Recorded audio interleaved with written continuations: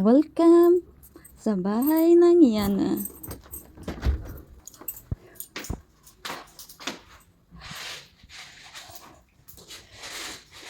Hello po! Hello po! Ilang araw din po kami hindi napunta dito sa bahay kasi naulan. Yes po, naulan po dito ng ilang araw kaya hindi kami napunta sa aming bahay. Ano naman ang bahay ng Yana?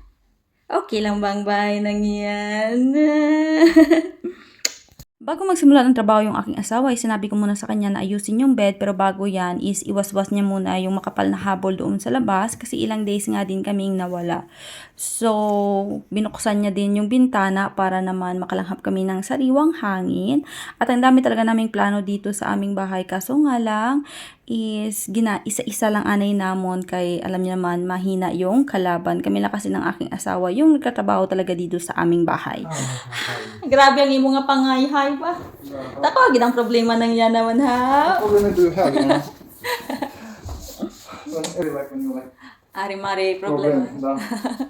problem mo problema yan. Siya problema sa puno. Simula na nga magtrabaho yung aking asawa at napunta siya dyan sa kabilang bahay kasi kailangan niyang mag-trim ng kahoy dyan kasi yung mga sanga is napunta sa amin. Umiyak ang aking inday kasi nahanap ang kanyang tatay. So lalabas kami. Punta namin ang aming tatay. Oh! Siapa cakul tati? Gata? Bravo tati, bravo! Asti mo sa kasa, no? Nakuha ng asawa ko yan, oh. Kasi nagkatapik siya sa kudal ba? Ang pangit siya, kay nagakasamad ang kudal. There's the sharp, eh, because it's one, oh, lots of yarba kolo. Asay multi yarba kolo, sutul. Papatapas ko to sa kanya, oh. Kasi nagasangit din siya sa aming kudal. Pero sabi ko baka may ahas ba? Pupunta kami ng Inday sa likod. Titingnan namin yung nilinisan namin nung nakaraang mga araw. At malamig dito sa bahay namin na. Doon sa apartment is hindi malamig.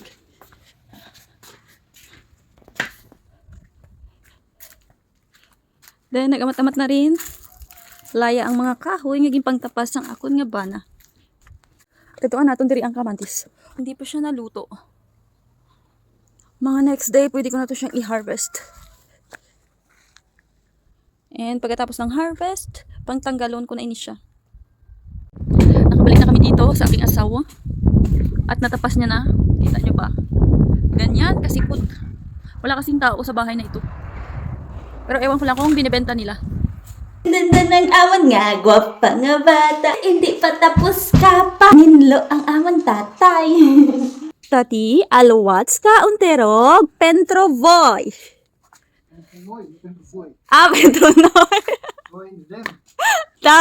Pentronoy. For us, no? For us. Oh, bravo, tati.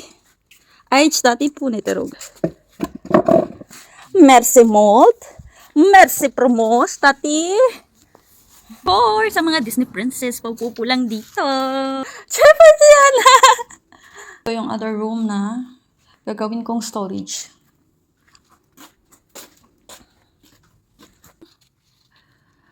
Amon nga, ubas. Tapos kapag nag-harvest ako ng second harvest nito, ibibigay ko sa aming ninong. Kasi gusto nila.